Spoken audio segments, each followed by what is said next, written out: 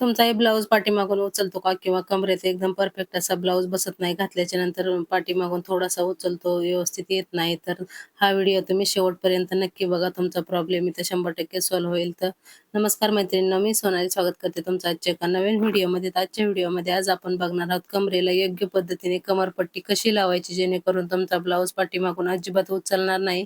आणि व्हिडिओमध्ये बरेच छोट्या-छोट्या गोष्टी आपण बघणार आहोत, की टक्सचं मार्किंग किती अंतरावर करायचं वगैरे. तर इथे बघा मी जो आपला बॅक पार्ट आहे तो बरोबर मधोमध फोल्ड करून घेतला. त्याच्यानंतर 4 इंचावर इथं आपल्याला टक्सचं मार्किंग करायचं आहे. आणि उभा टक्स आहे तो आपण 3.5 इंच घेतलेला आहे. तर उभा जो टक्स आहे तो आपल्या गळ्याच्या डीपनुसार अवलंबून असतो. जास्त डीप असेल तर 3-3.5 इंच तुम्ही आपल्या टक्सची उंची ठेवू शकता. आणि जर पाठीमागचा जर गळा कमी डीप असेल किंवा म्हणजे 9-10 इंच असेल, तर तुम्ही 4 किंवा 4.5 इंचापर्यंत इथं टक्सची उंची ठेवायची असते. तर हा बोटनेक ब्लाउज आहे आणि खालची पट्टी आपली पण एकदम छोटी आहे. त्याच्यामुळे मी इथं 3.5 इंचाचा टक्स ठेवलेला आहे.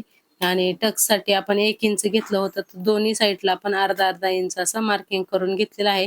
म्हणजे आपण टोटल टक्स मारल्याच्या नंतर जो आपण 1 इंच घेतला होता टक्ससाठी तो बरोबर कव्हर होतो.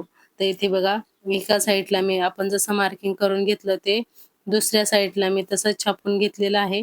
म्हणजे आपले दोन्ही साइड इक्वली आपले टक्स येतात, अजिबात कमी जास्त होत नाहीत.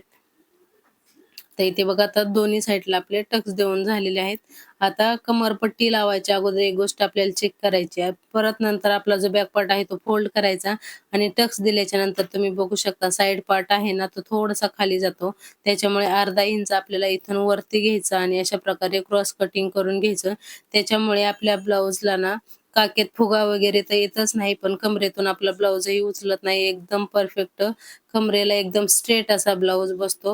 असा एका साईडला आपल्या फिटिंगच्या साईडला बऱ्याच वेळा असं होतं, की फिटिंगच्या साईडला जो ब्लाउज आहे तो का असा खाली आल्यासारखं होतं. तो पण अजिबात येत नाही. त्यामुळे ही ट्रिक तुम्हाला नक्की फॉलो करायची आहे. जेणेकरून ब्लाउज जो आहे तो आपल्याला कमरेमध्ये एकदम सरळ परफेक्ट असा बसतो. तर इथे बघा त्याच्यानंतर इथे मी 1.5 इंचाची पट्टी घेतलेली आहे आणि आता सरळ आपल्याला एक शिलाई मारून ही पट्टी कमरेला जोडून घ्यायची. त्याच्यानंतर त्याच्यावर बघा इथे मी दाब शिलाई मारून घेतलेली आहे. आता ब्लाउज उलट्या साईडला आणि इथे बघा थोडंसं फोल्ड करून आपल्याला इथं शिलाई मारून घ्यायची पूर्ण कमरेला आणि ही 5 नंबरची शिलाई मारून घ्यायची आहे आपल्याला. नंतर हात शिलाई करायची आहे.